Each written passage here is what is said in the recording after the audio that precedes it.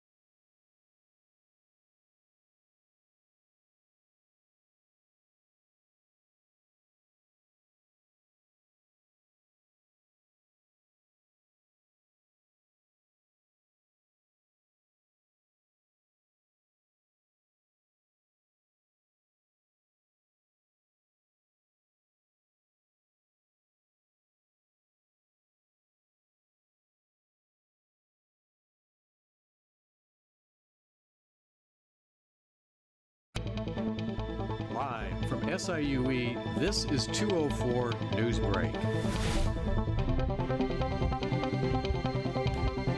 Hello and welcome to 204 News Break. I'm Skylar. And I'm Remy. We'll have the news from around the world and here on campus of Southern Illinois University in just a minute. But first, let's check in with Ella in the Weather Center for a quick weather update. Low pressure is moving into the St. Louis area. When this combines with moisture from the Gulf of Mexico, that can only mean one thing for us. Rain is on the way. More weather news coming up in a few minutes. Thanks. Our top story, a warning tonight from the State Department for Americans around the world. Officials say U.S. citizens need to be careful as tensions surrounding the war in Iran continue to increase. Officials say Americans could be targeted as the conflict intensifies. President Trump has issued an ultimatum to Iran to open up key oil shipping routes in the Persian Gulf. The war is raising concerns about global security, oil prices, and access to energy supplies. Meanwhile, Russia has launched one of the biggest drone attacks hitting cities across Ukraine. Nearly 1,000 drones were used, targeting civilian areas and vital infrastructure. Ukraine military officials reported damage to energy facilities and expressed concerns about power shortages.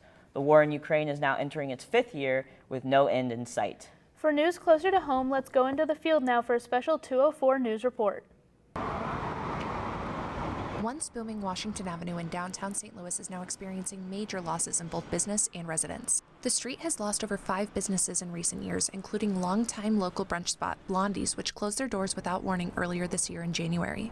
I used to work here, actually at the Salon 607, that's right behind us, and during the pandemic, we were closed down for a really long time, longer than some of the surrounding counties and stuff. Like the city specifically stayed closed. However, that caused offices to not ever come back to work because they were gone for so long. Their leases started to lapse. So the salon pretty much died, besides our few regulars that lived here in the lofts downtown.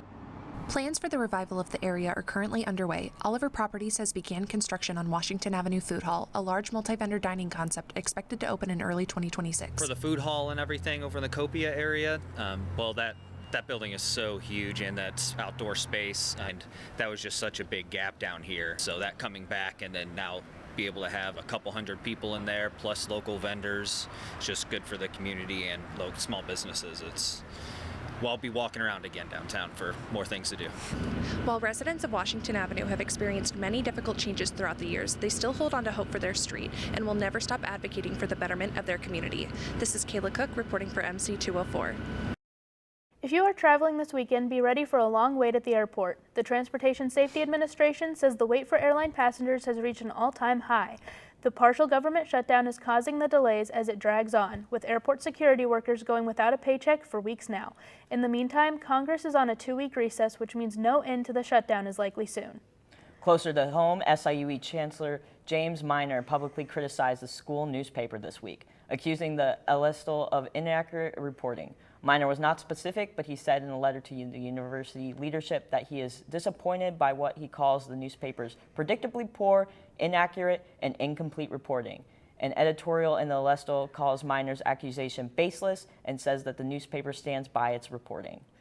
Still ahead, a look at the weather. The long-range forecast may surprise you when 204 News Break continues.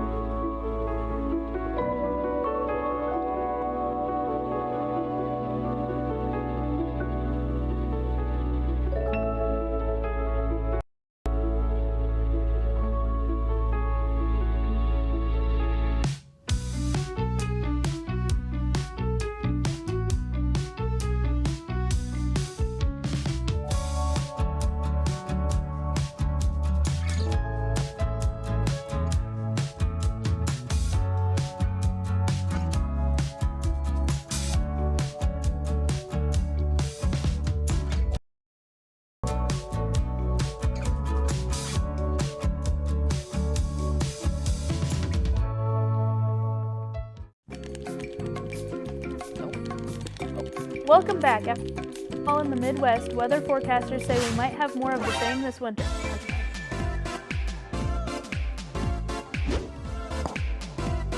There was 2 commercials, not 1.